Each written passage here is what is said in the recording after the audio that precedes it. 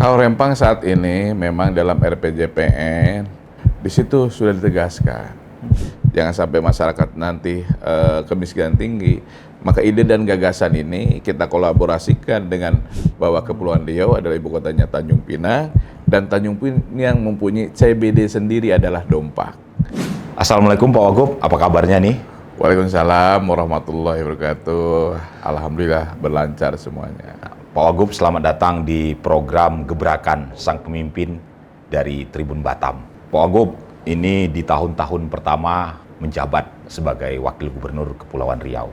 Ini sebenarnya fokus utama dari Pak Wagub dan juga Gubernur. Ini apa Pak Wagub? Fokus yang pertama sesuai dengan visi dan misi, sesuai dengan program disampaikan kepada masyarakat ketika kampanye. Yang pertama adalah bagaimana masyarakatnya sejahtera. Yang mana sejahtera dalam hal ini tidak susah lagi sekolah, tidak susah lagi pendidikan. Yang mana indikator-indikator ini menjadi poin penting sebagai indeks pembangunan manusia.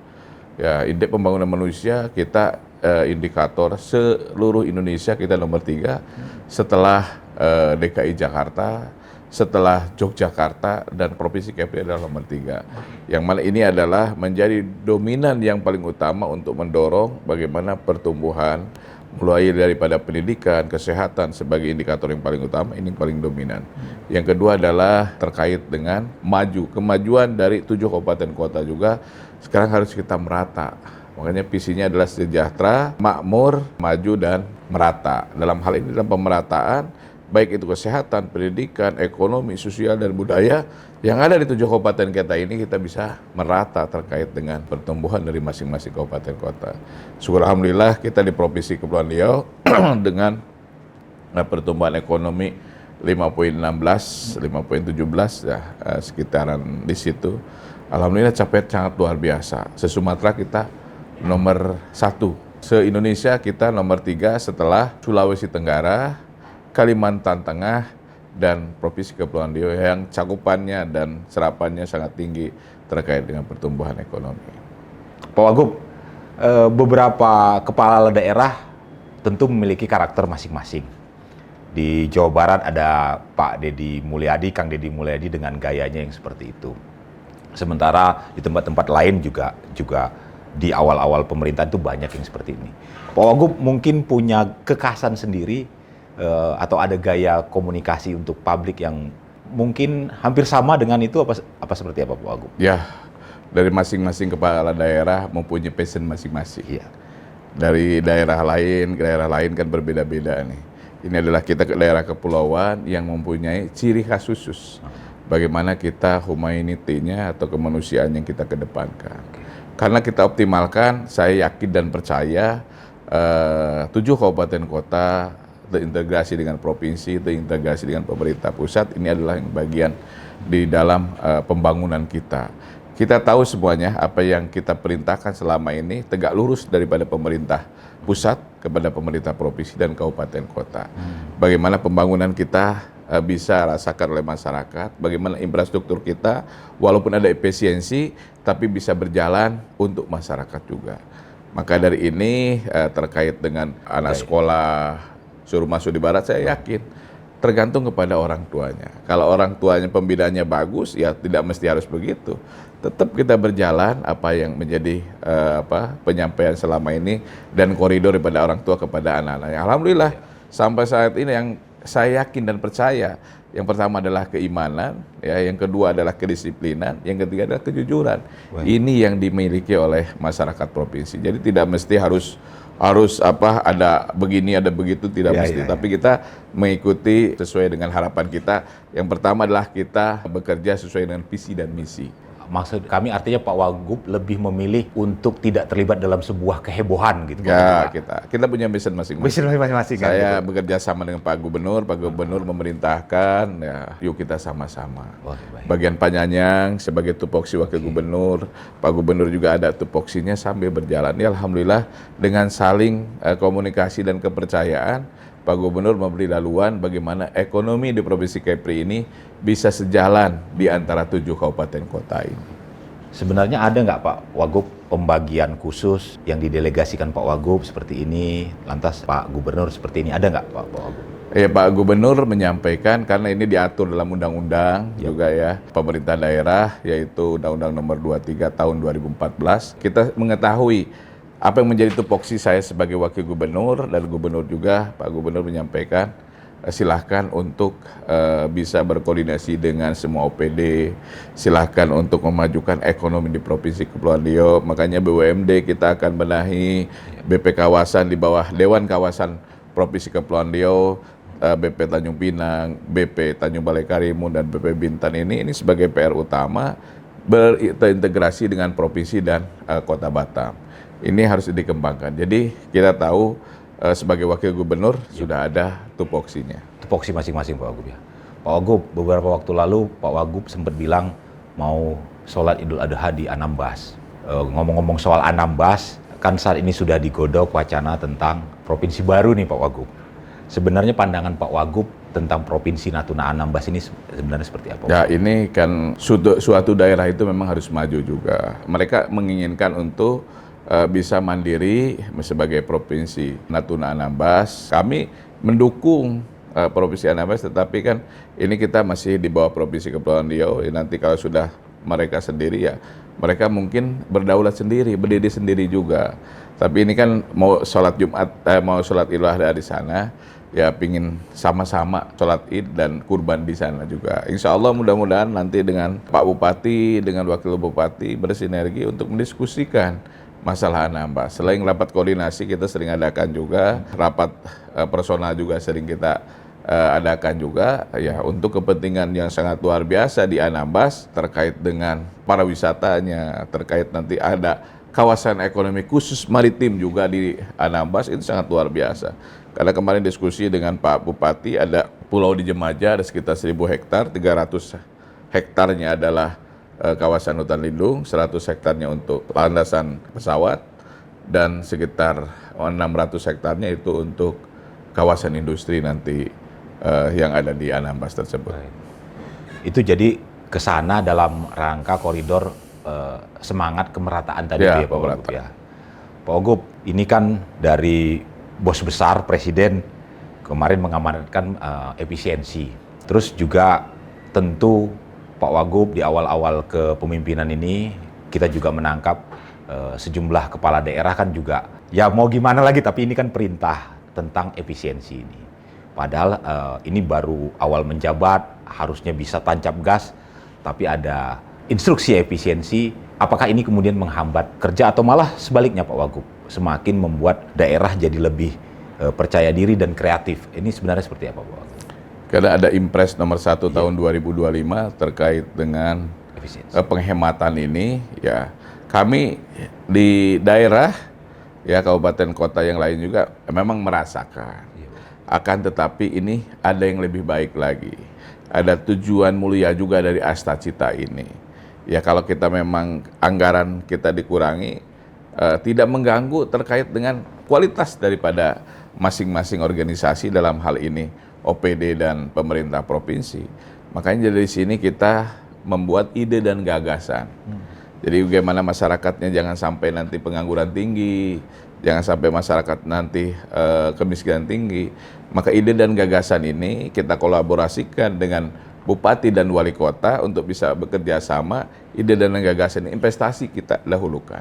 Semakin banyak investasi membuka peluang lapangan pekerjaan. Kalau sudah ada pendapatan, daya beli juga akan ada juga. Kalau udah daya beli, pertumbuhan ekonomi di sana akan berputar. Maka itulah yang kita dahulukan. Bagaimana komunikasinya, kalau memang ini terkait dengan efisiensi. Efisiensi kita adakan juga bahwa efisiensi yang tepat, yaitu masalah kesehatan, masalah pendidikan. Kalau yang lain memang dari infrastruktur memang kita agak kurangi juga, karena infrastruktur akan berjalan dengan kedepannya sesuai dengan keuangan kita yang ada di daerah Provinsi Kepulauan Riau dan Kabupaten Kota. Iya, Pak Wagub, ini harusnya saya tanyakan di awal. Semua orang tahu bahwa Pak Wagub backgroundnya adalah politisi yang duduk di legislatif. Saat ini berada di eksekutif. Ada jet lag atau mungkin penyesuaian yang agak panjang atau memang sudah langsung tune in Pak Wagub? Ya itulah namanya politik. ya. Biasa kita di legislatif, sekarang di eksekutif. Kita ada adaptasinya nggak terlalu itu juga bisa mengikuti.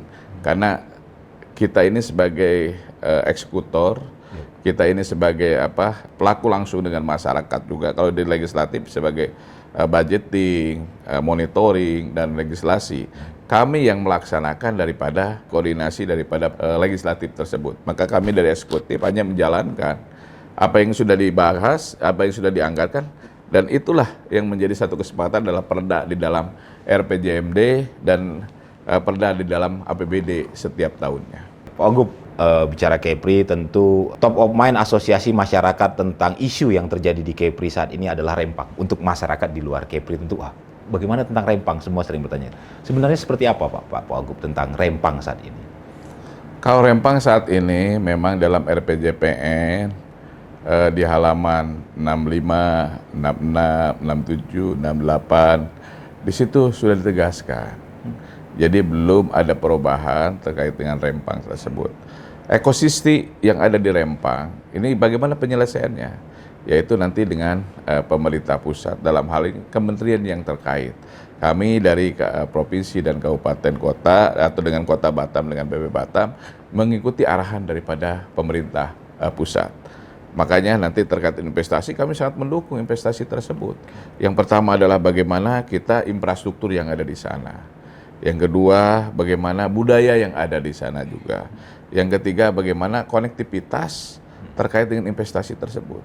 Padahal kan kita bisa bangun dulu yang sudah ada, nanti yang lain akan menyusul juga. Tapi kalau memang ini yang sudah masuk dalam RPJPN ini kita harus dukung dan kita lakukan. Ya mudah-mudahan secepatnya daripada pemerintah pusat, kemarin juga dari Kepala Staf Presiden juga menyampaikan di sini kita sama-sama untuk membangun Kepri. Karena Kepri sekarang butuh wilayah dari 861.000 hektar yang ada di Provinsi Kepulauan Daratannya, dan hutan lindungnya ada 361, berarti ada 44% hutan lindungnya. Makanya di sini perlunya perluasan terkait dengan daerah untuk kita migrasikan menjadi kawasan industri, kawasan perumahan, perdagangan, jasa, sosial, dan budaya. Ini sangat mencakup ini. Makanya perlu kita koordinasi dan kolaborasi dengan pemerintah pusat yang lebih intens lagi. Karena dari pemerintah pusat banyak juga yang harus kita jemput juga terkait dengan program-program kementerian yang selama ini kita harus jalankan. Memang di Kepri, ibu kota Kepri adalah Tanjung Pinang. Makanya kita kepada para selebgram, pada TikToker untuk mengembangkan. Karena kita kadang-kadang suka malu juga. Kalau kita dari Jakarta naik pesawat ke daerah Kepri, dibilangnya kan mau ke Riau. Kalau kita bilang mau ke Tanjung Pinang, taunya mau ke Pangkal Pinang. Makanya image-image ini kita akan memberikan supaya masyarakat di Indonesia itu mengetahui bahwa Kepulauan Riau adalah ibu kotanya Tanjung Pinang, dan Tanjung Pinang mempunyai CBD sendiri adalah Dompak. Dompak adalah kawasan yang menjadi perkantoran, perdagangan, dan jasa. Makanya Teluk Siambang juga, ya mudah-mudahan ada investasi datang ke sini, bisa mengembangkan Dompak. Nanti ada bisa rumah sakitnya, kita bisa universitasnya, bisa perhotelannya, bisa properti atau perumahan. Ini kita akan koordinasikan dengan tata ruang yang ada di pemerintah kota Tanjung Pinang. Ya mudah-mudahan juga nanti di Dompak Daratan juga ada sekitar 700 hektar yang akan kita bangun untuk investasi yang ada di Tanjung Pinang, dan 1.100 hektar yang ada di Senggarang juga. Ini kita akan kembangkan untuk kawasan industri. Ya mudah-mudahan kolaborasi kita dengan pemerintah dalam hal ini BP Batam, BP Tanjung Pinang, BP Bintan, BP Tanjung Balai Karimun ini menjadi satu sinergi, menjadi daerah FTZ yang menyeluruh. Kalau sudah FTZ menyeluruh, barangnya keluar masuk yang ada di sini kan tidak ragu lagi. Ya ini untuk investasi, untuk membuka para peluang untuk para investasi datang ke Provinsi Kepulauan Riau. Batam juga harus dikembangkan juga, Galang sebentar lagi kita kembangkan juga, Rempang kita akan kembangkan juga. Banyak-banyak daerah yang harus kita kembangkan selain daripada Tanjung Balai Karimun, Bintan dengan Tanjung Pinang ini. Kita perlu juga di Lingga. Karena Lingga ini kita harus perlu sentuhan yang sangat luar biasa. Karena sampai saat ini belum ada industri yang bisa di sana, bisa beroperasi di sana. Sekarang ada beberapa yang sudah mengadakan kegiatan terkait dengan tambang pasir silika. Ya mudah-mudahan bulan 7 atau bulan 8 sudah groundbreaking. Kita udah koordinasi untuk bisa membuat alumina di sana juga. Ada smelter juga di sana. Bahan bakunya sudah ada. Ya mudah-mudahan lah dalam waktu dekat ini kita sudah bisa berinvestasi yang ada di Lingga. Di Natuna juga sama. Ada beberapa kawasan yang akan dijadikan kawasan industri juga. Ada yang bisa di kawasan ekonomi juga. Di Anambas juga sama. Karena kalau Anambas yang tadi saya sampaikan ini sebagai peluang untuk investasi untuk ke daerah Asia Timur. Ini mungkin kita akan kita kejar terkait dengan pemerataan sesuai dengan program kami dengan Pak Gubernur, yaitu masyarakatnya makmur, masyarakatnya maju, dan pemerataan terkait infrastruktur, investasi, sosial dan ekonomi bisa merata di Provinsi Kepulauan Riau ini. Pak Wagub tadi sempat mention tentang Batam dan BP Batam. Kan sudah semua orang mungkin sudah tahu bahwa hubungannya agak dingin nih antara provinsi dengan kota Batam dan BP Batam. Kalau sekarang bagaimana Pak Wagub? Sekarang malah luar biasa. Sekarang kita tegak lurus. Jadi dalam retreat menyampaikan bahwa pemerintah pusat dengan pemerintah provinsi dan pemerintah kabupaten kota itu harus tegak lurus. Makanya program Asta Cita yang Bapak Prabowo sampaikan itu harus sampai dan kena kepada masyarakat. Sekarang ada Koperasi Merah Putih, ada makan siang bergizi yang kita akan laksanakan seluruh Indonesia. Sekarang udah ada 31 dapur yang ada di Kepri. Ini kan berjalan nih. Kalau kita tidak ada koordinasi kabupaten kota tidak mungkin bisa berjalan. Karena kita tegak lurus lah ini. Kita menjadi bagian untuk bisa koordinasi terus dengan kabupaten kota. Jadi lebih solid Pak Wagub ya? Lebih solid lagi. Mantap Pak Wagub. Pak Wagub, terima kasih atas insight-nya di program Gebrakan Sang Pemimpin. Sampai bertemu lagi dan kita tunggu gebrakan-gebrakan selanjutnya. Terima kasih. Assalamualaikum warahmatullahi wabarakatuh. Waalaikumsalam warahmatullahi wabarakatuh. Terima kasih masyarakat Provinsi Kepulauan Riau yang sudah memberikan amanah kepada kami dengan Pak Gubernur untuk bisa bekerja, untuk mensejahterakan, memajukan, dan kami akan berusaha untuk menyampaikan bagaimana Provinsi Kepulauan Riau bisa lebih maju lagi ke depan lagi. Terima kasih Tribuner. Akhirul kalam, assalamualaikum warahmatullahi wabarakatuh.